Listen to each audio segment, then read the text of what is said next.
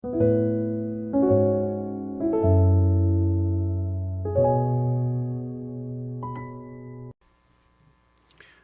다 같이 경건한 마음으로 하나님 앞에 예배를 드리겠습니다.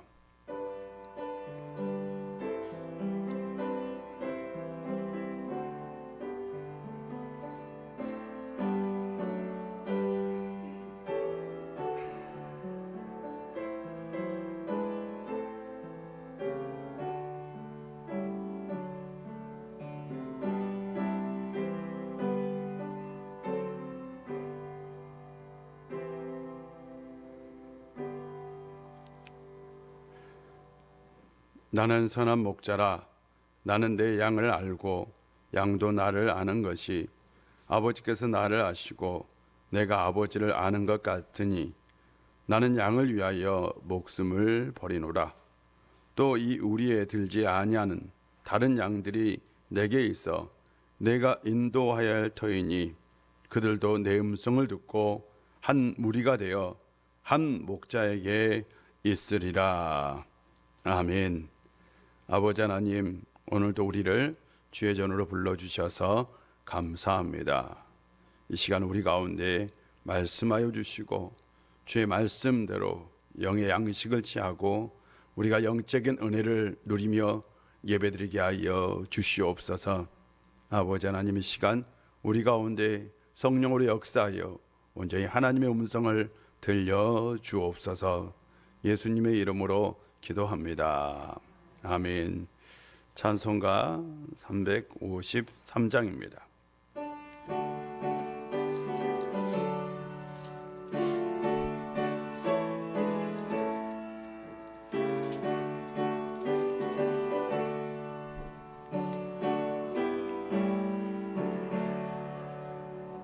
십자가 군병되어서 예수를 따를 때 무서워하는 마음으로 주 모른 채 갈까.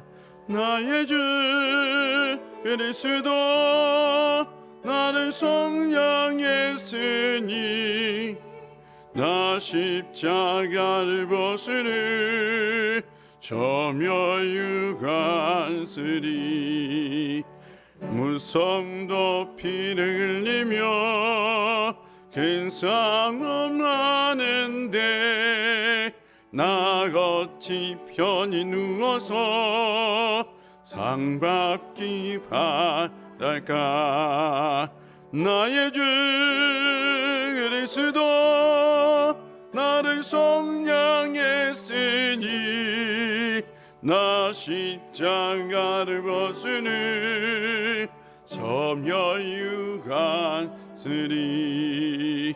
이제 양 많은 세상에 수많은 원수들 날 유혹하고 했지나 내 주만 따르리. 나의 주 그리스도 나를 속량했으니 나 십자가를 벗으니 저며 유관쓰리. 하며 유관을 쓰려고 몸과 천상을 때 주 내게 용기 주시사 이기게 하시네. 나의 주 그리스도 나를 속량했으니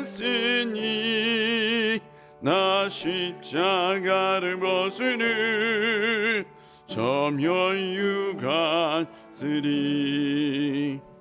니의 그날 이르려 십자가 군병들 대가를 굴러 영광을 주님께 돌리리.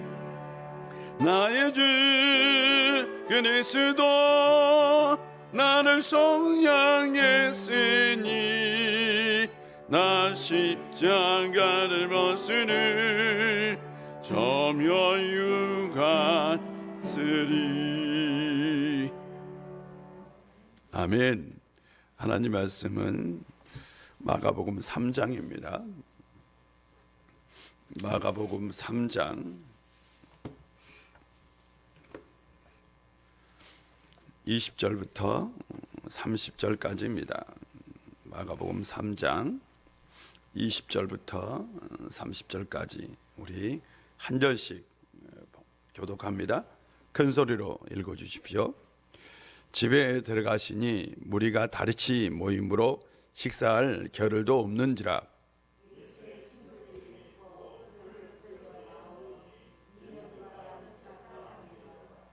예루살렘에서 내려온 서기관들은 그가 바알세불이 집혔다 하며 또 귀신의 왕을 힘입어 귀신을 쫓아낸다 하니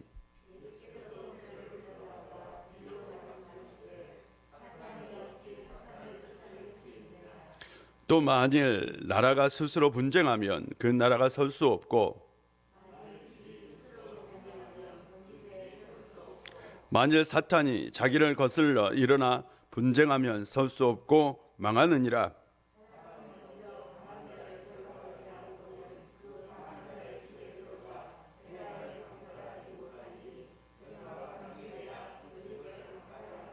내가 진실로 너희에게 이르노니 사람의 모든 죄와 모든 모욕하는 일은 사심을 얻되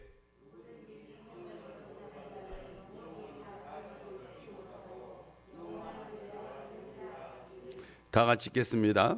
이는 그들이 말하기를 더러운 귀신이 들렸다 함이러라. 아멘. 주님의 이름으로 축복합니다. 하나님께서 오늘 예배에 나온 우리 한 분 한 분 복 주시고 또한 은혜를 베풀어 주실 줄로 믿습니다. 또한 영상으로 예배드리는 분들도 하나님께서 틀림없이 복을 주시고 평안을 주실 줄로 믿습니다. 혹시 여러분 이런 질문을 해보신 적 있나요? 죄가 있다면 죄 중에서 가장 큰 죄는 어떤 죄일까? 라는 거죠. 죄가 있어요. 여러 가지 죄가 있지 않습니까? 여러분 상상하는 죄들이 있어요.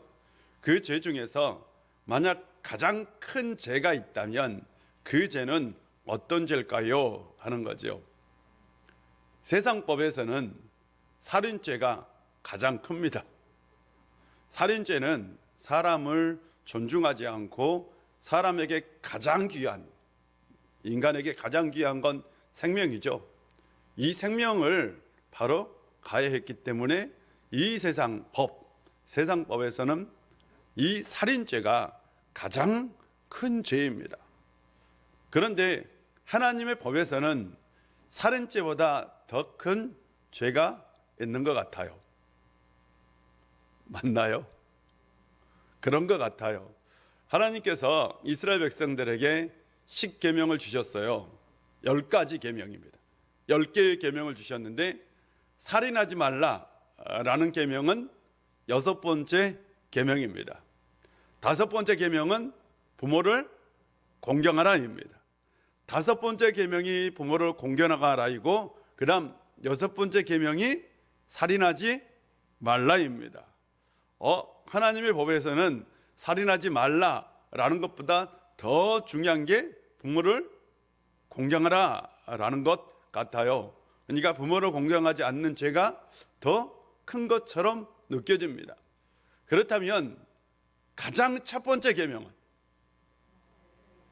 나 외에 다른 신을 섬기지 말라. 두 번째 계명은 우상을 만들지 말라. 세 번째 계명은 나의 이름을 망령되게 일컫지 말라. 그러니까 이름을 욕되게 하지 말라. 하나님의 이름을 욕되게 하지 말라라는 거예요. 첫 번째, 두 번째 계명은 실은 우상 숭배에 대한 죄, 우상 숭배의 죄에 대해서고요. 1번, 2번, 3번 이걸 다 합하면 무슨 죄냐? 신성 모독죄입니다. 하나님의 법에서는 어쩌면 사람을 무시하고 사람을 해하는 것보다 하나님을 무시하고 하나님을 모욕하고 하나님을 욕하고 하나님을 비방하는 그 죄가 더 커요. 맞지요? 예, 신성 모독죄는 굉장히 큰 죄입니다. 근데 사람들은 보통 이 세상에서 사람들은 신성 모독죄를 더 크게 여길까요? 살인죄를 더 크게 여길까요? 살인죄를 훨씬 더 크게 여깁니다. 물론 저는 살인죄 굉장히 크다고 생각합니다. 그에 못지않게 실질적으로 신성 모독죄도 어마어마하게 큰 죄입니다. 그런데 사람들은 신성 모독죄에 대해서 심각하게 생각할까요? 하물며 기독교인들도 신성 모독죄를 심각하게 생각할까요? 하나님을 욕하고 하나님을 때로는 비방하고 하나님을 업신 여겨도 그 죄가 그냥 용서받을 수 있는 죄쯤으로 여긴다라는 거죠. 그래서 실상은 우리가 신앙생활하면서 하나님에 대해서 우리가 하나님을 믿고 하나님을 의지하고 하나님께서 우리의 기도 응답하고 하나님께서 다 해주신다라고 실상은 우리가 하나님을 의지하는 것 같지만 하나님을 절대적으로 신뢰하는 것 같지만 실상은 때로는 우리가 하나님을 업신 여기는 경우도 있더라 없더라? 아니 대답해 주세요. 있어요 없어요? 있어요. 그 죄는 큰 죄다 작은 죄다? 큰 죄다. 아니 십계명에서 말하면 신성모독죄는 엄청나게 큰 죄라는 것을 꼭 기억하시기를 바랍니다. 구약에서는 신성모독죄가 엄청나게 큰 죄이고요. 이 유대인들 특별히 이스라엘 백성들에게 신성모독죄는 어마어마하게 큰 죄입니다. 상상 이상의 큰 죄입니다. 그래서 신성모독죄를 저지르면 그 사람은 어떻게 됐어요? 사형에 처해졌어요. 그 사람은 어떻게 됐다고요? 사형에 처해졌다니까요. 사형죄에 해당되는 게 신성모독죄였어요. 그만큼 그 당시 예수님 시대까지 신성모독죄는 어마어마하게 큰 죄였습니다. 예수님께서는 인기가 참 많았어요. 여러분 예수님이 인기가 많았다고 생각해야 됩니다. 초창기부터 인기가 많았어요. 예, 인기가 많은 이유는 있어요. 사람들의 피로를 채워주신 분이에요. 굉장히 큰 피로를 채워주셨다. 제가 지난주에 말씀을 드렸어요. 그 당시에는 사람들이 약이 있어요 없어요? 없어요. 병이 들면 그 병을 고칠 수 있어요 없어요? 없어요. 병원이 있어요 없어요? 없어요. 의료시설이 있어요 없어요? 없어요. 제가 지난주에 얘기해 줬을 텐데 생각하셔야 되는데 제가 명장 수술을 했는데 옛날 같으면 어떻게 됐어요? 예, 그렇게 말씀하지 마세요. 예, 옛날 같으면 큰일 날 뻔한 거죠. 큰일 날 뻔. 예, 옛날 같으면 큰일 날 뻔한 거죠. 물론 옛날에도 이게 약을 통해서 염증을 완화시키고 침을 통해서도 염증을 완화시켜서 살 수는 있었어요. 그러나 복막이 되면 대부분의 사람들은 폐혈증으로 죽을 수밖에 없었어요. 맹장도 심각한 거였어요. 근데 옛날에는 사람이 다치면 감염돼 갖고 죽기도 해요. 아시죠? 치료를 못해서. 왜? 항생제 하나 없어서. 그래서 옛날 시대에는 이 누군가가 아픈 걸 고쳐준다. 얼마나 인기가 많았겠어요. 상상해 보세요. 집집마다 환자는 다 있을 거야. 맞죠? 아니 집집마다 사람이 많아요 적어요? 옛날에는 사람이 많았어요. 이스라엘도 대가족 제도였어요. 대가족이 살았다고요. 대가족 제도였기 때문에 사람이 많아. 집집마다 한두 명씩은 다 아픈 사람 있어요 없어요? 집집마다 한두 사람은 마음이 아픈 병, 정신질환, 귀신 들린 이런 비슷한 게 있었을까 없었을까요? 있었지요. 근데 예수님께서 이걸 칠해 주셨다. 어디까지 가요? 외국까지도 가죠. 뭐 얘 들쳐붙고 가야지. 그랬다는 거예요. 그래서 예수님은 굉장히 인기가 많았고 이 소문이 어디까지 났다고요? 이웃나라까지. 이웃나라까지 소문이 나서 이웃나라에서도 예수님께로 사람들이 몰려들었어요. 그래서 예수님께서는 도저히 혼자 감당할 수 없어서 그래서 제자들을 뽑았어요. 제자들을 뽑았어요. 몇 명?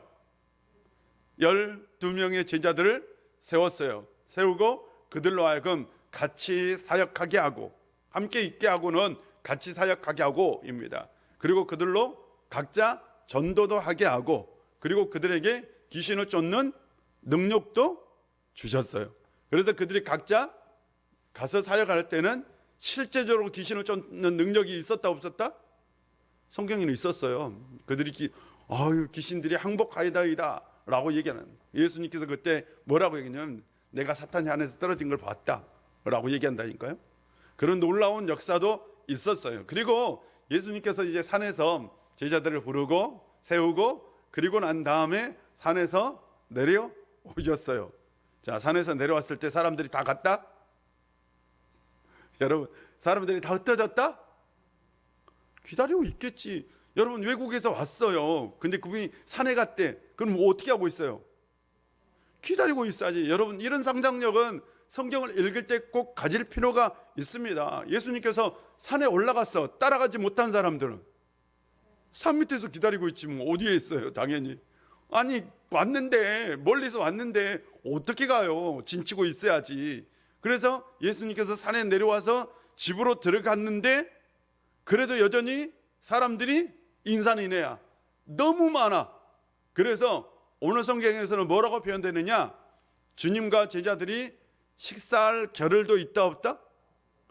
잠깐 음식을 먹을 시간도 없다. 그렇게 바빴다라는 거예요. 이 사람도 고쳐주고, 이 사람도 고쳐주고, 이 사람도 고쳐주고, 고쳐준 사람들에게 어떻게 해요? 하나님 나라를 선포하고 또 가르치고, 얼마나 바빴는지 여러분 상상해야 됩니다. 엄청 바빴어요. 엄청. 정신, 이게 뭐라고 표현이 되냐? 이게 여러분, 장사가, 이거 장사 표현하면 안 되겠다. 엄청 바빴어요. 그 정도로. 제가 어떤 병원 가보니까 의사들이 지쳐있는 병원들 있더라고요. 맞죠? 그런 병원 같아요. 그렇게 바빴어요.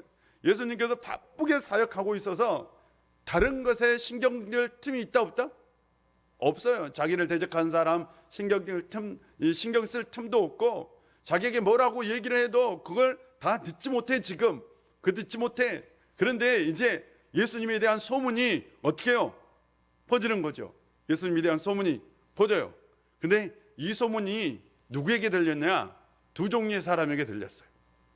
예수님에 대한 소문이 크게는 두 종류의 사람에게 들렸다라고 오늘 본문에 나와요.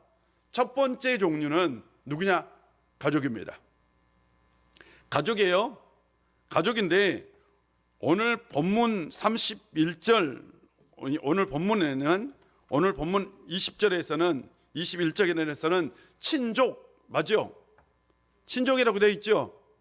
예. 근데 30절을 보면, 31절을 보면 뭐라고 되어 있느냐? 31절에는 어머니와 동생들이라고 되어 있어요. 아직 가족이 나와 있어요. 어머니와 동생들이 예수님께로 왔어요. 그리고 예수님을 어떻게 해요? 불러서 데리고 가려고 했어요. 꼭 붙들어 가지고 절대 이 사역하지 말라고, 이 사역하면 더 이상 안 된다고 붙들어서 집으로 데리고 가려고 했다라고 기록되어 있어요. 맞죠? 그런데 어떤 소문을 들었어요? 어떤 소문을 들었냐? 예수님이 미쳤다라는 소문을 들었어요. 예수님이 미쳤다라는 소문을 들은 거예요. 자, 그러면 예수님에 대한 소문이 최소한 두 가지는 났겠죠. 맞죠? 예수님에 대한 소문이 두 가지는 났어요. 첫 번째로는 좋은 소문이 났어요. 어떤 소문? 와, 그분에게 가면 그분이 모든 질병도 고쳐주시고 하나님 말씀도 선포해 주시고 우리가 큰 은혜를 받는다라는 소문이 하나 났어요. 두 번째로 소문이, 어떤 소문이 났어요? 그 사람 이상한 사람이야. 그 사람이 귀신도 고치는데 그 사람 조금 이상해. 미쳤나 봐. 제가 한 얘기 아닙니다. 성경이 한 얘기예요. 지금 미쳤다라는 소문이 났어요. 그런데 가족들에게는 어떤 소문이 더 중요해요? 가족들에게는 어떤 소문이 들렸을까요? 비중이 더 차지했을까요? 좋은 소문보다 좋지 않는 소문에 어떻게 돼요? 귀가 쫑긋한 거예요. 왜? 사람은 본능적으로 그래요. 사람은 본능적으로 좋은 소리를 듣기보다는 어떤 소리를 들어요? 좋지 않는 소리가 들려요. 여러분 어떤 소리가 들릴 때 제가 부탁드린 건 좋은 소리만 들으시길 바랍니다. 제가요 목회하면서 될 수 있는 대로 어떤 소리만 들으려고 할까요? 예, 좋은 소리만 들으려고 그래요. 저에 대한 좋지 않는 소리도 분명히 있겠죠. 없을 거라고 생각하세요? 설마 없겠어요? 100% 지는 사람이 있겠어요? 우리 교인들이 물론 저를 사랑해 주시고 아껴 주신 건 알아요. 그러나 때로는 아예 목사님 이렇더라 라는 얘기도 하겠죠. 근데 저에게 그 소리가 들리기도 해요. 그러면 저는 그 소리를 들을까 안 들을까요? 안 들으려고 해요. 내가 그렇지 않으면 되지 라는 마음을 가져요. 여러분도 그러시기를 바랍니다. 꼭 그렇게 하십시오. 될 수 있는 대로 좋은 소리를 들으려고 하십시오. 그런데 가족들은 나쁜 소리가 들렸어요. 어떤 소리가? 예수가 미쳤대. 이 소리가 들린 거예요. 근데 이게 심각한 겁니다. 얼마나 심각하냐? 이건 가족의 명예가 달린 일이에요. 지금 시대는 좀 달라요. 근데 예수님 시대 고대에는 가족 공동체였어요. 그래서 한 사람이 욕을 먹으면 누가 욕을 먹어요? 가족 전체가 다 욕을 먹어요. 한 사람이 잘못하면 가족 전체가 다 잘못한 것처럼 돼요. 지금 시대는 개인주의, 개인의 죄를 지으면 철저하게 개인의 죄에만 해당돼요. 그런데 우리 시대에 이전 70년대까지만 해도 뭐가 있었어요? 우리나라에도 모르시죠? 연좌제라는 게 있었던 거 알아요? 몰라요? 설마 연좌제를 몰라요? 연좌제가 뭐예요? 아버지가 죄 지은 죄를 누구에게까지? 자식들에게까지 그 죄를 물리는 게 연좌제예요. 우리나라가 연좌제가 폐지된 게 얼마 안 돼요. 우리나라가 이전에는 우리나라도 이 누군가 잘못하면 그 집안 전체가 다 어떻게 됐어요? 피해를 봤어요. 피해를. 아니, TV를 보면 나오잖아요. 한 사람이 간첩 누명을 쓴 거잖아요. 간첩 누명을 썼어요. 그 당시 간첩 누명이 얼마나 많았어요. 그래서 누명을 썼는데 그 가족들은 어떻게 됐어요? 평생 동안 어떤 가족이에요? 간첩 가족이지 뭐. 요즘 말로 말하면 빨갱이 가족이 돼버린 거죠. 사회생활을 할 수가 없고 평생 동안. 그 사람들은 평생 동안 성공의 길을 갈 수도 없어요. 모든 게 다 막혀 있어요. 이게 바로 뭐예요? 연좌제예요. 그러니까 한 사람이 잘못된 건 이게 개인의 죄에 해당되는 건 우리나라도 이게 풀린 게 얼마 안 돼요. 근데 고대에는 어떻게 했냐고요. 심각한 문제죠. 한 사람의 죄는, 한 사람의 잘못은 그 가족의 명예가 달린 일입니다. 그런데 예수님의 아버지의 직업은, 예수님의 아버지의 직업, 요셉의 직업은 목수예요. 예수님의 직업은 목수, 아버지의 직업은 목수. 그래서 우리는 예수님의 가문을 그냥 하층민 가문쯤으로 생각하시죠? 그렇지 않습니까? 아, 예수님 목수였대. 아유, 하층민이었구나. 아버지도 목수였대. 하층민이었구나. 아니요. 예수님 마태복음 보면 예수님의 계보가 나와요. 맞죠? 예수님의 계보가 나와요. 어떤 계보예요? 다윗의 계보야. 다윗 왕의 계보예요. 맞죠?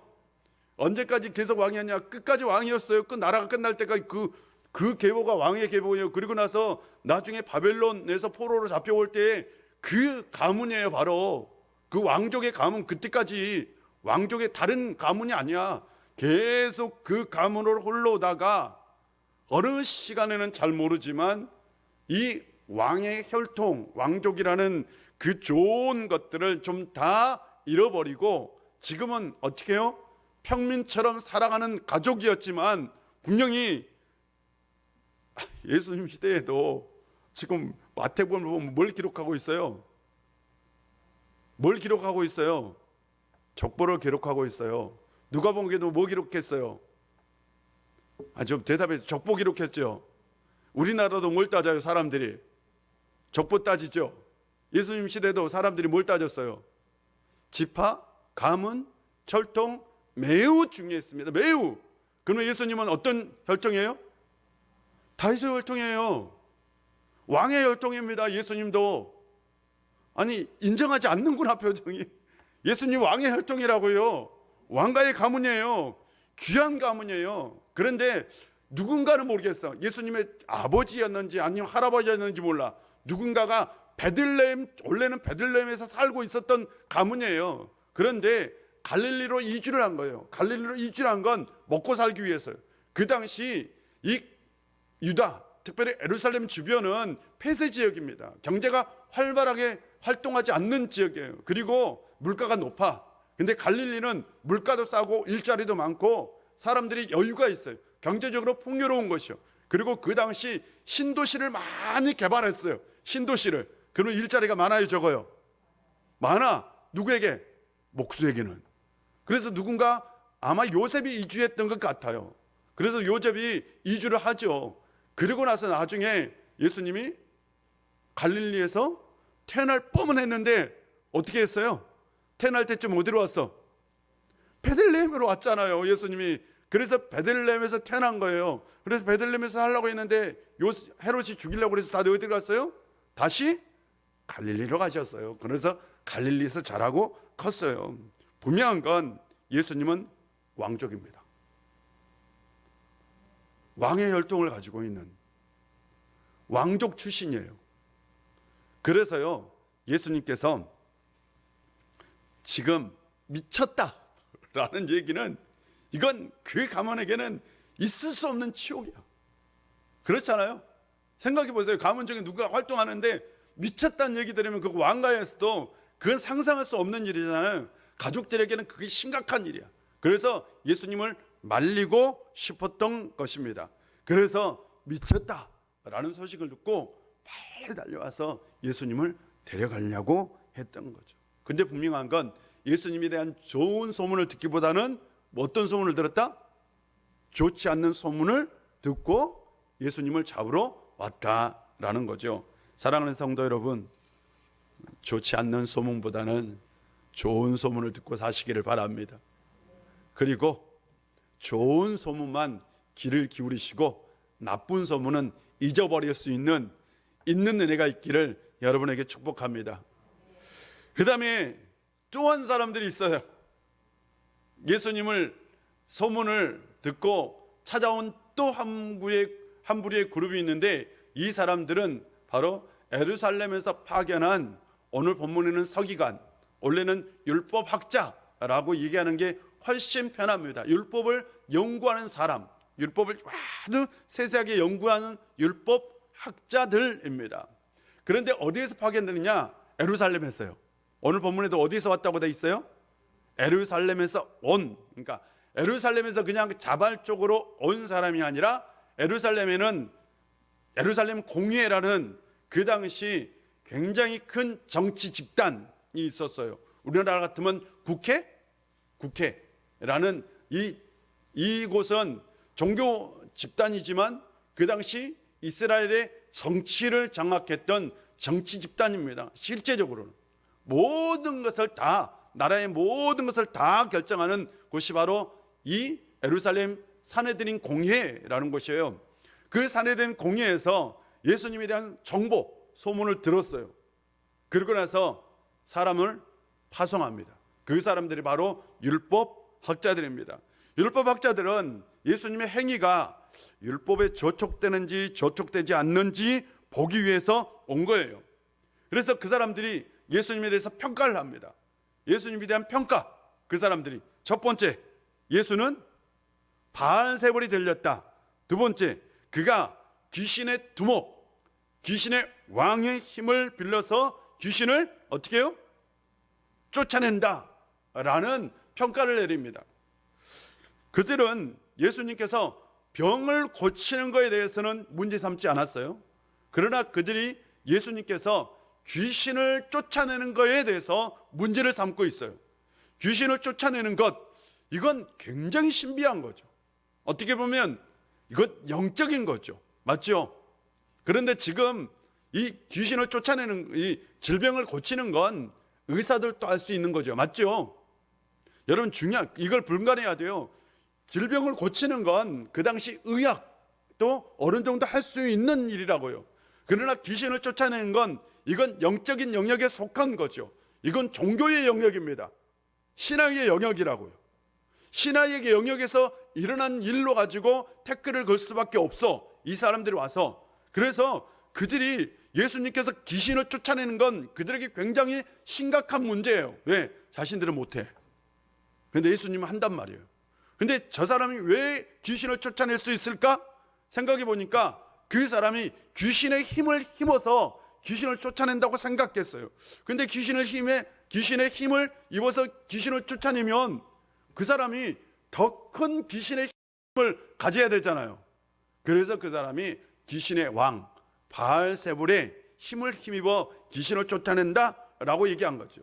그래서 그들이 예수님에 대한 결론은 뭐냐? 핵심은 이거예요. 귀신 들렸다요. 그냥 그들이 예수님에 대한 평가는 이겁니다. 저 사람 귀신 들린 사람이라는 거예요. 여러분 억울하지 않습니까? 목사가 어떤 영적인 일을 했어. 근데 제가 어떤 영적인 일을 했어. 근데 사람들이 저에게 귀신 들렸다고 하면 제가 기분 좋을까요?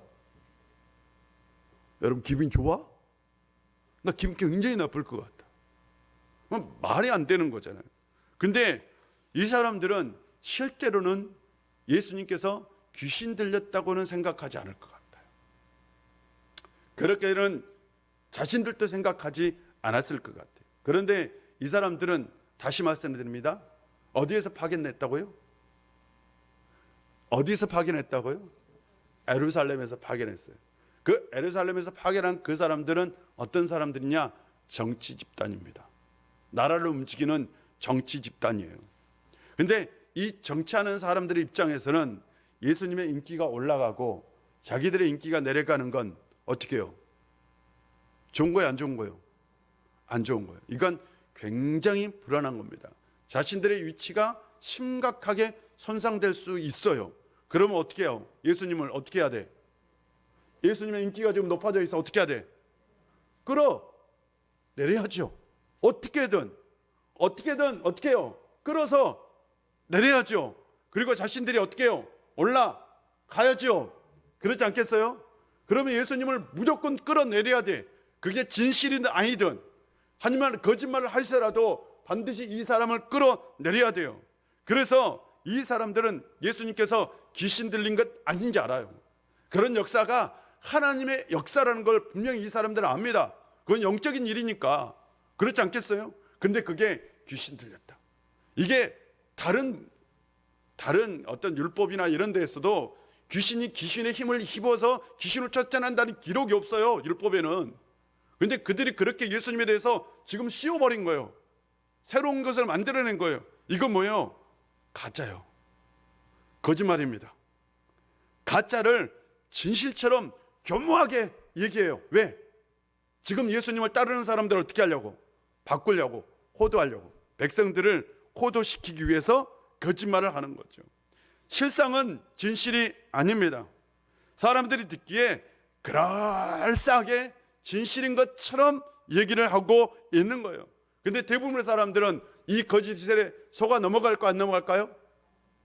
속아 넘어가요. 정치인들이 왜 거짓말을 얘기하냐면 속아 넘어가기 때문에 거짓말해요. 속아 넘어가지 않는다면 거짓말 할까요, 안 할까요? 안 해요. 아니, 거짓말 해가지고 속아 넘어지 않는데 왜 거짓말 하겠어요? 근데 이 정치 집단이 거짓말을 하는 것은 바로 사람들이 그 말에 현혹되기 때문입니다. 정치인들은 거짓말 잘한 것 같아요. 자기가 뭔가 끌어내림을 당하면 할 때는 어떻게든 진실을 거짓으로 만들고 거짓을 진실하고 얘기하는 것 같아요. 그렇다면 우리의 입장에서 지금 이 사람들 입장에서, 백성들 입장에서 해야 할 일은 뭘까요? 그것이 진짜인지 가짜인지 구별은 해야 되겠죠. 맞죠? 그렇지 않겠습니까? 우리도 항상 어떤 일이 일어나면 그것이 진짜인지 가짜인지 구별할 수 있는 것이 필요합니다. 만약 특별히 정치인이 어떤 얘기를 했다면 그건 검증할 필요가 있어요. 왜냐하면 정치인의 말은 바로 우리에게 절대적인 어떤 영향력을 가지고 있기 때문입니다. 특별히 그들은 말의 영향력을 가지고 있기 때문에 반드시 그 말에 대한 진실을 검증할 필요가 있다 없다? 아니, 진실을 검증할 필요가 있어요 없어요? 없으면 예수님도 검증을 할까요 안 할까요? 안 해요. 변론도 하지 않겠죠. 그런데 예수님은 그것이 너무나 가짜인 게 티가 난 거예요. 예수님은 너무나 억울한 거죠. 예수님께서 바알세불이 들렸다, 귀신 들렸다 라고 말하는 건 이건 예수님을 비하한 것뿐만 아니라 예수님을 아예 모독한 거예요. 엄청난 모독인 거죠. 그래서 예수님께서 그거에 대한 변론을 하죠. 그 변론을 할 때에 어떤 변론을 하느냐? 바로 비유로 얘기합니다. 비유. 오늘 본문에는 그들을 불러요. 그렇게 나왔어요. 그들을 불러다가. 맞죠? 자기를 비방하는 사람들을 직접 불렀어요. 참 예수님 대단하세요. 이리 오세요 라고 부른 것 같아. 상상해보면 그래. 이리 오시라고. 당신들이 나를 비방하는데 이리 오세요. 한번 저와 토론을 합시다 라고 얘기한 것 같아. 참 멋있는 것 같아 예수님은. 그리고 어떻게 해요? 당당하신 거죠. 저는 그런 면에서 예수님이 참 멋져요. 그냥 내가 능력이 있다면 하나님 저 사람들 어떻게 좀 벌을 내려주세요 하겠는데 예수님은 절대 그렇지 않았어요. 참 멋지신 분이에요. 불렀어요. 멋있어요. 불러가지고 어떻게 했어요? 저와 뭐 합시다? 대화합시다. 얘기합시다. 제가 당신들에게 비유를 하나 얘기하겠습니다 라고 얘기한 거예요. 그러면서 비유를 먼저 질문하죠. 사탄이 어찌 사탄을 쫓아낼 수 있겠느냐? 당신은 사탄이 사탄을 쫓아낼 수 있다고 생각하느냐? 라고 묻는 거예요. 여러분, 사탄이 사탄을 쫓아내요? 이게 가능해요? 이게 불가능하잖아. 그런데 지금 그들의 말에 뭐냐? 예수님은 모순을 지적하는 거예요. 니들이 내가 귀신의 왕, 귀신 들렸다고 하는데 귀신 들린 내가 귀신을 쫓아낸다고? 이게 모순이잖아요. 그렇지 않습니까? 사탄이 사탄을 쫓아내는 것도 모순이에요. 예수님은 첫 질문부터 그들의 모순, 그들의 말이 잘못됐고 그들의 말이 진실이 아닌 걸 먼저 얘기합니다. 참 멋지신 것 같아요. 질문 딱 하나로 그들의 이 주장이 거짓인 걸 확실히 드러냅니다. 그리고 나서 비유를 말씀하시죠. 만일 나라가 스스로 분쟁을 하면 그 나라가 설 수 있겠느냐라고 말씀하시죠. 또 집안에서 집안 식구들끼리 스스로 막 싸우면 그 가정이 바로 설 수 있겠느냐라는 질문을 하죠. 여러분, 바로 설 수 있어요? 나라 안에서 막 내부에서 총칼 들고 전쟁이 일어나. 나라 안에서 그 나라가 건강한 나라가 될 수 있어요? 절대 그런 나라가 될 수 없어요. 바로 설 수 없어요. 부강한 나라가 될 수 없어요. 막 집안 식구들끼리 막 싸워 다투고 그 집안이 잘 될 수 있어요? 절대로 잘 될 수 없어요. 아니, 사탄이 아무리 멍청하다 그래도 그걸 모를까? 근데 성경을 보면 사탄은 교묘하고 간사하고 때로는 어떤 존재예요? 지혜도 있어. 그렇죠? 아니, 오늘 창세기 우리가 말씀을 나눴는데 사탄이 어떻게 했다고 표현되어 있어요? 간교하더라 라고 표현되어 있어요. 이 간교라는 단어 안에 어떤 의미가 들어있는지 아세요? 지혜롭다라는 말도 들어있어요. 그 예상 것보다 지혜로워요. 사탄이 용리합니다. 사탄이 미련하고 바보는 아니야. 그런데 스스로 막 싸워가지고 스스로 망해버려? 사탄이? 그런 미련한 바보가 이 세상에 어디 있어요? 사탄이 그러지 않겠어요? 그렇다는 거예요. 예수님은 야, 너희들의 말에 너무 다 모순이 있다. 사탄은 그런 존재가 아니다. 그런 존재가 아니야. 나 귀신 들린 게 아니다 라는 것을 얘기하고 있어요. 예수님께서 자신은 귀신 들리지 않았다라는 것을 아주 명백하게, 그것도 쉽게, 그것도 몇 마디 딱 하지 않고 어떻게 해요? 상대방을 제압하셨어요. 이제 상대방을 제압하고 난 다음에 그들이 얼마나 무서운 죄를 저질렀는지 그들에게 얘기해 줍니다. 이렇게 얘기합니다. 사람이 먼저 강한 자를 결박하지 않고는 그 강한 자의 집에 들어가 세간을 강탈하지 못하리니 결박한 후에야 그 집을 강탈하리라 라고 말씀하시고 난 다음 사람의 모든 죄와 모든 모욕하는 일은 사하심을 얻되 누구든지 성령을 모독하는 자는 영원히 사하심을 얻지 못하고 영원히 죄가 되느니라 라고 말씀하십니다. 오늘 본문에는 크게 두 가지 메시지가 있어요. 첫 번째 메시지입니다. 예수님께서는 이 땅에 왜 오셨느냐? 사탄의 나라를 멸하러 오셨습니다.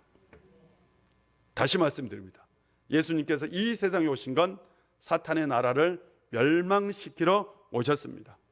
사람이 먼저 강한 자를 결박하지 않고는 그 강한 자의 집에 들어가 세간을 강탈하지 못하리니 결박한 후에야 그 집을 강탈하리라. 여기에서 강한 자는 누구냐? 사탄이에요. 맞죠? 그런데 이 강한 자를 결박하는 자는 누구예요? 예수님이에요. 예수님께서 그 강한 자를 결박하고 그러고 난 다음에 그 집을 어떻게 해요? 내가 지키고 보호한다 라는 의미를 가지고 있습니다. 예수님은 이 세상에, 이 땅에 영적인 전쟁을 하러 오셨어요. 예수님은 영적인 전쟁을 하러 오셔서 영적인 전쟁에서 이미 첫 번째 처음 사역 때 승리를 한번 하셨죠. 그 이후에 계속해서 귀신들은 예수님 앞에 어떻게 해요? 무릎을 꿇고 그가 하나님의 아들이라 라고 선포를 해요. 예수님 앞에서 모든 악한 세력들이 다 무릎을 꿇어요. 예수님은 이 세상에, 이 어둠 이 세상을 어떻게 해요? 지배하고 있는 악한 그 사탄의 세력을 멸하려고 이 세상에 오신 겁니다. 사랑하는 성도 여러분, 우리에게도 이 영적 싸움은 계속 지속되고 있다라는 거죠. 예수님이 이겼다면 여러분들 이길 줄로 믿습니다. 예수님께서 승리하셨기 때문에 우리도 승리할 수 있습니다. 이 영적인 전쟁에서 늘 승리할 수 있는 성도님들이 되시기를 주의 이름으로 축복합니다. 두 번째로는 예수님께서 이 말씀을 하셨어요. 성령을 모독한 자는 사하심을 받지 못한다. 이건 예수님께서 강조하신 겁니다. 실은 인간의 모든 죄는 다 성경에서는 용서받을 수는 있어요. 그러나 성령을 모독하는 죄는 정말로 용서받기 어려운 죄다 라는 것을 예수님께서 강조하신 겁니다. 예수님께서 지금 이것을 예수님을 모독하는 걸 뭘로 얘기했냐면 성령을 모독하는 걸로 얘기했어요. 맞죠? 지금 자신을 모독하는 걸 뭘로 이해하셨어요? 예수님은 성령을 모독하는 걸로 이해했어요. 자, 예수님을 모독하는 건 성령을 모독한 거예요. 성령을 모독한 건 누구를 모독한 거예요? 하나님을 모독한 거죠. 그러면 하나님을 모독한 건 뭐예요? 여러분, 하나님을 모독한 건 뭐예요? 신성 모독죄죠. 십계명 1, 2, 3을 어긴 죄예요. 굉장히 무서운 죄라니까요. 지금 예수님께서 이렇게 말씀하시고, 야, 너희들이 신성 모독죄를 범하고 있다. 굉장히 엄청난 말씀이에요. 이 사람들에게, 야, 너희들이 지금 성령의 일을 해방하고 있는데 너희들이 말하고 있는 그 신성 모독죄 실제로는 너희들이 범하고 있다. 너희들은 지금 하나님께 거의 용서받을 수 없는 죄를 범하고 있다라고 아예 대놓고 얘기하고 있는 거예요. 예수님이 굉장히 무서우신 분입니다. 아예 대놓고 얘기하고 있어요. 너희의 죄 영원히 사함받지 못할, 용서받지 못할 걸. 너희들은 지금 성령을 모독하고 있는 것이다. 나를 모독하는 것, 성령을 모독하는 것이고, 그건 하나님을 모독하는 것이고, 그건 바로 신성 모독죄, 십계명 제 1, 2, 3, 율법에서 가장 중요한 1, 2, 3 계명을 어기고 있는 것이다 라고 말씀하고 있는 겁니다. 엄청난 말씀이에요. 이 말씀을 그냥 우리는 단순히 성령을 모독하는 죄는 사하심을 받지 못한다, 이것만 늘 강조해. 그런데 그 안에 숨겨진 의미는 뭐냐? 이건 예수님의 사역에 대한 것이고, 하나님을 모독하고 하나님을 업신여기고 하나님을 무시하고 하나님의 일을 회방하는 것에 관한 겁니다. 이것은 율법에서 말하고 있는 제 1, 2, 3 계명에 대한 말씀이기도 합니다. 그래서 신성모독죄에 대한 것을 말씀하고 있었다라는 거죠. 그러면 사람이 죄를 지을 때 크게는 알고 지은 죄가 있고, 맞죠? 모르고 지은 죄가 있죠. 알고 지은 죄와 모르고 지은 죄는 차이가 있어요. 모르고 지은 죄는 여러분 가르쳐 주면 돼요. 맞죠? 그 무지를 깨닫게 하면 됩니다. 무지한 죄야, 무지. 알지 못해서 지은 죄, 참 무지한 죄. 무지한 죄는 실은 그 사람으로 하여금 알게 해주면 돼. 이해시키면 돼. 그러면 내가 잘못했구나. 내가 알지 못해서 그래서 그 죄를 저질렀다고 라고 얘기합니다. 근데 정말 무서운 죄는 뭐예요? 알고 지은 죄가 무서운 거예요. 알아, 뻔히. 이게 뻔히 진실이라는 걸 알아. 근데 이 진실을 어떻게 해요? 뭘로 만들었어요? 가짜로 만든 거예요. 그리고 가짜를 뭐처럼? 진실처럼 얘기하는 거예요. 이게 알고 지은 죄입니다. 지금 이 사람들은 예수님이 어떤 분인지를 알아. 지금 귀신을 쫓아내는 게 그게 하나님의 일이라는 걸 알아. 그런데 자기들의 정치적 결단에 의해서 예수님은 귀신이 들렸다라고 얘기하고 있는 거예요. 굉장히 무서운 거죠. 그래서요, 그들은 실은 굉장히 악한 존재입니다. 굉장히 무서운 사람들인 거죠. 이 죄가 더 큰 죄예요.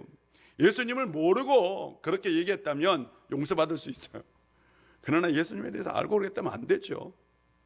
하나님을 모르고 하나님을 무시하면 그건 이해할 수 있어요. 그러나 하나님을 알고도 하나님을 무시한 건 정말 용서받을 수 없는 거예요. 근데 실은 그래서 무서운 건 차라리 하나님을 믿지 않는 사람이 하나님을 무시하면 이해가 돼. 근데 신앙생활을 하다가 정말 열심히 믿다가 하나님을 잘 알다가 신앙생활을 하지 않으면서 하나님을 욕하는 건 그건 정말 무서운 죄 같아요. 그러지 않겠어요? 정말 무서운 죄 같아요. 근데 우리 기도합시다. 우리 가족 중에 이런 사람이 없도록 정말 기도했으면 좋겠어요. 하나님을 무시하고 성령을 무시하고 예수님을 무시한 건, 특별히 알면서도 무시한 건 정말 심각한 신성 모독죄라는 것을 꼭 기억하고 이런 죄에 빠지지 않는 성도님들이 되었으면 좋겠습니다. 오늘 본문에 보면 예수님의 반대편에 선 사람들, 예수님의 사역을 방해한 사람들에 대한 이야기죠. 다른 말로 표현하면 예수님에 대해서 저항하는 사람들의 얘기입니다. 저는 어떤 일이든 반드시 저항이 있다고 믿어요. 아무리 좋은 일도, 아무리 선한 일도 저항을 받습니다. 하물며 좋은 일을, 선한 일을 하는 사람도 어떻게 해요? 욕을 먹어요. 이게 사람이 참 신기하더라고요. 어제 광주에서 아파트가 무너졌죠. 그렇잖아요. 35층에서부터 27층, 28층까지인가 외벽이 이렇게 많이 무너졌는데 굉장히 가슴 아프잖아요. 5명, 6명이라 했는데 한 명은 아닌 것 같다. 그래서 5명이 지금 연락이 안 돼요. 아마 그들이 생사할 가능성은 1%도 안 될 거예요. 그렇지 않습니까?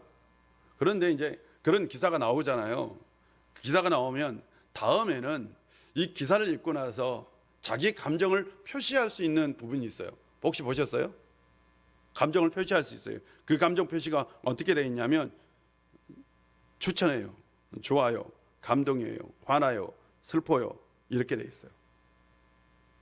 그런데 대부분의 사람들은 어떤 표시를 했냐면 정말 화가 난다, 화가 난다, 그리고 정말 슬프다 라는 표시를 했는데 놀라운 건 감동이에요,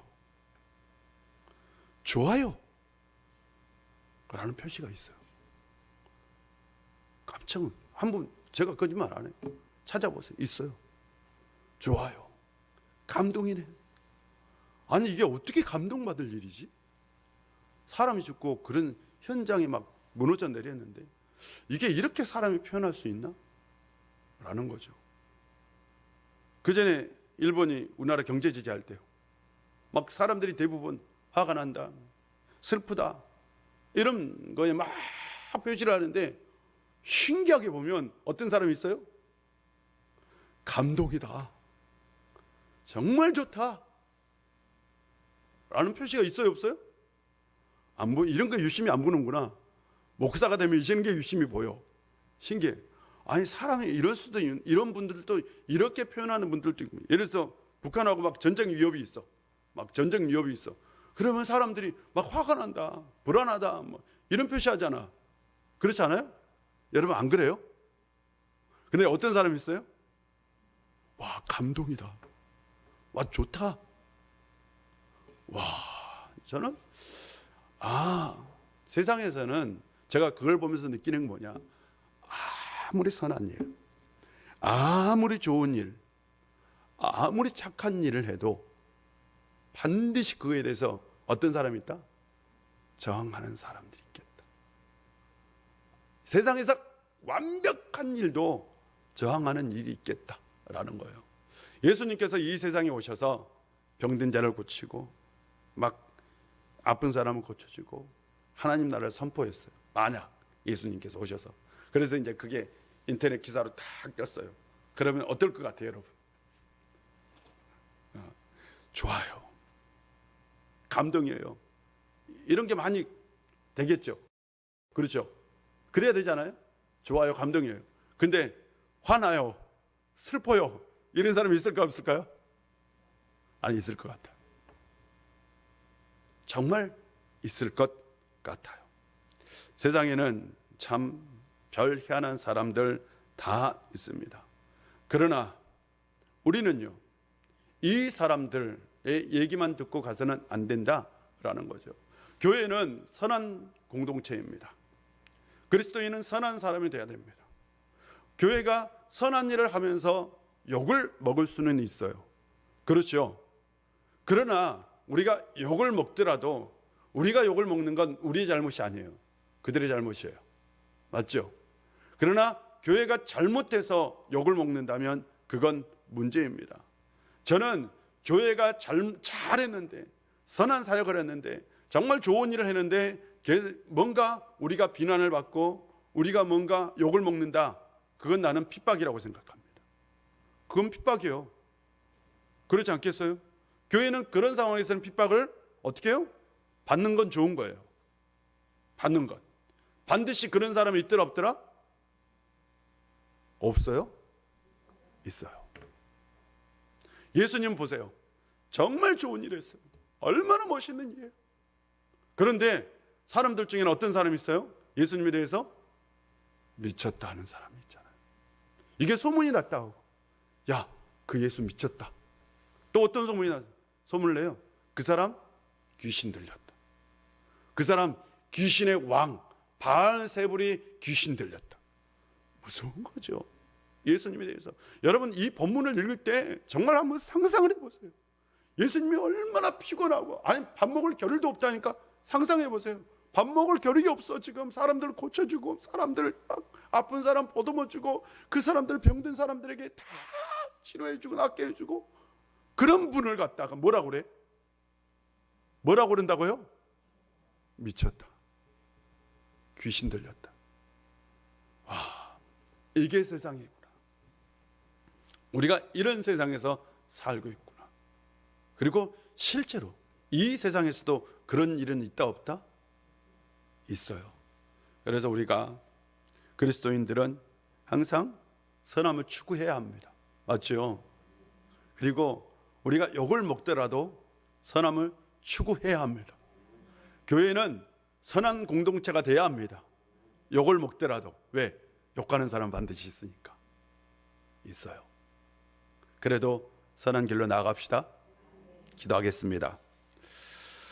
아버지 하나님, 오늘도 우리 가운데 함께 해주시고 내주셔서 참 감사합니다. 아버지 하나님, 예수님의 그 사역 참 멋지고 위대하고 참 감동적인 사역인데, 어떤 사람은 예수님의 사역에 대해서 미쳤다, 귀신 들렸다, 귀신의 왕 바알세불이 들려서 그렇게 한 거다 라는 심각한 예수님에 대한 모독을 했던 사람들도 있었음을 우리는 알게 되었습니다.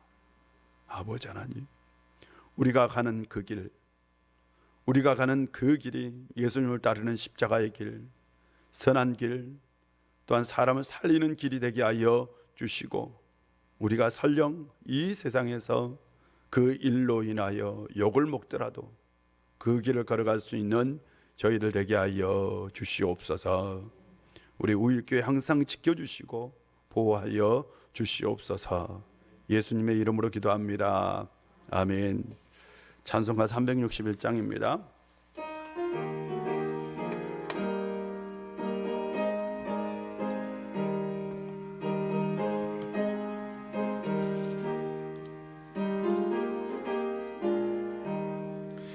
기도하는 이 시간 주께 무릎 꿇고 구세주 앞에 다 나아가네. 믿음으로 나가면 주가 보살피사 크신 은혜를 주네. 거기 기쁨 있네. 기도 시간에 복을 주시네. 고난 내 마음 속에 기쁨 충만하네. 기도하는 이 시간 주가 곁에 오사 인자하신 얼굴로 귀 기울이네. 마음 비우고 주를 의지하면 크신 은혜를 주네. 거기 기쁨 있네. 기도 시간에 복을 주시네. 고난 내 마음 속에 기쁨 충만하네.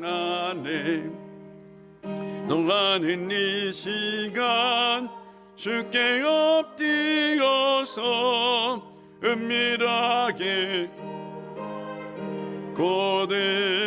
고등답하네.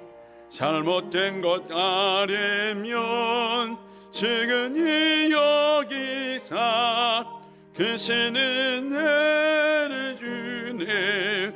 거기 기쁨 있네. 기도 시간에 복을 주시네. 고난 내 마음 속에 기쁨 충만하네. 기도하는 이 시간 주를 의지하고 크신 은혜 구하면 곧 받으리라. 마음에 근심 사라지고 크신 은혜를 주네. 거기 기쁨 있네. 기도 시간에 복을 주시네. 고난 내 마음 속에 기쁨 충만하네. 아멘. 이 시간 우리 다 같이 기도하는 시간을 갖도록 하겠습니다. 우리 이 시간 첫 번째 기도할 것은 이 시간 우리에게 기도할 마음을 열어주시옵소서. 우리가 성령 충만하게 하여 주시옵소서. 우리가 영적인 이 전쟁에서 승리할 수 있도록 우리를 도와주시옵소서라고 이 세 가지를 가지고 우리 다 같이 주여 한번 하고 기도하도록 하겠습니다. 주여, 아버지 하나님, 이 시간 우리 가운데 함께하여 주시고 우리 가운데 역사하여 이 시간 우리가 온 마음 온 정성 온 힘을 가지고 주님 앞에 부르짖기를 소망합니다. 아버지 하나님, 이 시간 우리 가운데 함께하여 주시고 우리 가운데 자정하여 주시고 우리 가운데 역사하여 이 시간 성령 충만한 은혜가, 성령의 기름 부으심의 역사가 우리 가운데 있어서 우리로 하여금 기도하게 하여 주시고 우리가 소망을 갖고 이 시간 이 땅을 품고 이 어둠의 악한 영들을 이기며 우리가 대적하며 승리하며 기도할 수 있는 저희들 되게 하여 주시옵소서. 우리로 하여금 기도하지 않게 하고 우리로 하여금 우리의 신앙을 나태하게 하고 우리로 하여금 기도의 자리로 멀리하게 하고 우리를 늘 영적인 자리에서 빠져나오게 하는 약한 어둠의 세력들은 예수 그리스도의 이름으로 떠나갈지어다. 아버지 하나님, 우리 우일교회가 영적으로 일어서지 못하게 하고 우리의 성도들이 기도하지 못하게 하는 이 악한 영들은 예수 그리스도의 이름으로 묶음을 받고 떠나갈지어다. 아버지 하나님, 이 시간 우리 가운데 함께하여 주시고 우리가 예수 그리스도의 이름으로 건너오는 나아갈 때에 우리에게 권능을 주시고 우리에게 능력을 베풀어 주시옵소서. 아버지 하나님, 제자들에게 권능을 주셨던 것처럼 우리에게 성령의 능력을 주시어서 이 시간 모든 악한 것들이 다 떠나가는 역사가 있게 하여 주시옵소서. 교회 안에 있는 악한 것들은 떠나갈지어다. 각 가정 안에 있는 악한 것들은 예수 그리스도의 이름으로 온전히 떠나갈지어다. 우리를 시험에 들게 하고 우리를 하고 좌절하게 하고 우리를 절망에 빠뜨리는 모든 악한 것들아 떠나갈지어다. 예수의 이름을 우리가 부르지 못하게 하고 하나님의 이름을 부르지 못하게 하고 하나님을 멀리하게 하는 이 악한 어둠의 세력들은 다 떠나갈지어다. 아버지 하나님 도와주시고 아버지께서 함께하여 주시고 우리가 예수 그리스도의 이름으로 늘 승리할 수 있도록 우리 가운데 역사하여 주시고 함께하여 주시옵소서. 아버지 하나님 도와주시옵소서. 이 시간 우리 교회를 위해서 기도합시다. 우리 교회가 다음 세대를 살리고 세우는 교회, 기도로 하나님의 기적을 경험할 수 있는 교회 될 수 있도록 기도합시다. 우리 울교회 모든 성도님들 다 일어나 기도하게 하여 주시옵소서. 기도의 불길이 타오르게 하여 주시옵시고 그래 2022년에는 기도로 하나님의 기적을 경험할 수 있는 성도들 되게 해주시고 또한 다음 세대가 살아나고 다음 세대가 세워질 수 있는 교회가 될 수 있도록 우리 다 같이 주여 한번 하고 기도합니다. 주여. 아버지 하나님, 이 시간 우리 가운데 함께 해주시고 우리 가운데 역사해 주셔서 감사합니다. 우리가 기도해야 합니다. 너는 내게 부르짖지라 내가 내게 응답하겠고 내가 알지 못하는 크고 놀라운 비를 내게 보이리라 라고 말씀하신 아버지 하나님, 아버지 하나님께서는 이를 행할 여호와 그것을 지어 성취하는 여호와인 줄 믿습니다. 아버지 하나님, 우리가 하나님 앞에 간절히 부르짖고 또 예수 그리스도의 이름으로 나아갈 때에 우리가 부르짖고 소망하는 모든 것들이 다 이루어질 줄 믿습니다. 아버지 하나님, 올해는 꼭 우리가 더욱더 기도하게 하여 주시고 기도의 자리로 나아가게 하여 주시옵소서. 아버지 하나님, 이 자리가 차고 넘치기를 소망합니다. 아버지 하나님, 이 자리에서 우리가 기도하기를 원합니다. 아버지 하나님, 우리가 더욱더 기도함으로 하나님의 기적을 경험할 수 있는 저희들이 되게 하여 주시옵소서. 아버지 하나님, 우리 울교회 성도들의 그 심령 가운데 그 영혼들 가운데 함께 하여 주시고 기도하지 않고는 견딜 수 없도록 성령의 능력으로 역사하여 주시옵소서.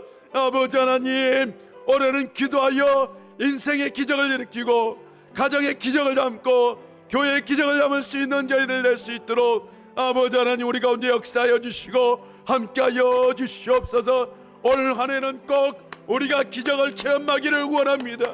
하나님의 그 놀라운 기적을 우리 가운데 보여주시옵소서. 아버지 하나님, 인생이 달라지고 가정이 달라지고 원하는 것들이 이루어지고 하나님의 놀라운 신비한 것들을 우리가 볼 수 있도록 아버지 하나님, 우리 가운데 역사하여 주시옵소서. 뿐만 아니라 우리 2022년에는 우리 교회의 다음 세대가 부흥하는 놀라운 기적의 역사 있기를 소망합니다. 아버지 하나님, 이 지역에 수많은 다음 세대들이 있습니다. 아버지 하나님, 그들에게 복음을 증거하고 그 한 사람을 품고 나아갈 수 있는 교회, 그들을 아버지 하나님 자녀로 하나님의 백성으로 만들 수 있는 교회, 아버지 하나님, 진정 이 땅 가운데 아버지 하나님 다음 세대에게 희망을 줄 수 있는 교회가 될 수 있도록 아버지 하나님이 역사하여 주시고 아버지께서 함께하여 주시고 아버지 하나님, 우리를 깨워 주시옵소서. 아버지 하나님, 다음 세대가 부흥하지 않으면 교회의 희망도 미래도 없습니다. 아버지 하나님, 30, 40대의 부흥도 없습니다. 아버지 하나님, 다음 세대를 꼭 살려주시고 다음 세대를 다시 세울 수 있는 교회가 되게 하여 주시옵소서. 아버지 하나님, 도와주시옵소서. 우리 세 번째로 기도할 것은 우리 많은 교인들의 신앙이 식어가고 있습니다. 그 신앙이 다시 타오를 수 있도록 뿐만 아니라 각 가정 가운데 하나님께서 예비한 복을 주셔서 복이 넘쳐나는 가정, 복이 넘쳐나는 교회가 되게 하여 주시옵소서라고 기도하고, 또한 어떤 시험과 어려움도 다 극복할 수 있도록 아버지 하나님께서 영적인 능력을 달라고 우리 주여 한번 하고 기도합니다. 주여. 아버지 하나님, 이 시간 우리 가운데 함께 해주시고 아버지 하나님 은혜 주셔서 우리가 우리 성도님들 한 사람 한 사람 위해서 기도합니다. 아버지 하나님, 코로나 그 전염병이 무서워서 팬데믹 상황 때문에 아버지 하나님 신앙이 식어가는 성도가 있습니다. 예배를 나오지 않냐고, 교회 나오지 않냐고, 아버지 하나님 완전히 식어버린 신앙들 다시 회복시켜 주시고, 아버지 하나님 다시 영적인 능력을 회복하고, 아버지 하나님 예배를 회복하고, 기도를 회복하고, 찬송을 회복할 수 있도록 은혜를 허락하여 주시옵소서. 아버지 하나님, 우리는 예배드리지 않냐면 견딜 수 없어야 합니다. 하나님을 만나지 않냐면 견딜 수 없어야 합니다. 아버지 하나님 도와주시옵소서. 우리를 깨워주시옵소서. 뿐만 아니라 우리 우익교회에 속한 모든 가정들 가운데 올 한 해 꼭 복의 역사가 있게 하여 주시옵소서. 물질 회복, 평안 회복, 건강 회복이 있게 하여 주시고, 아버지 하나님 가난한 영혼들은 다시 일어서게 하여 주시옵시고, 소망하고 바라는 모든 것들이 다 이루어지게 하여 주시옵시고, 각 가정의 필요를 다 주님께서 채워 주시옵소서. 뿐만 아니라 어떤 어려움도, 어떤 시련도, 어떤 고난도 다 이겨낼 수 있도록 아버지여, 아버지여, 우리 가운데 역사하여 주시고, 오늘도 기도하는 모든 심령 가운데 자정하여 주시고 역사하여 주시옵소서.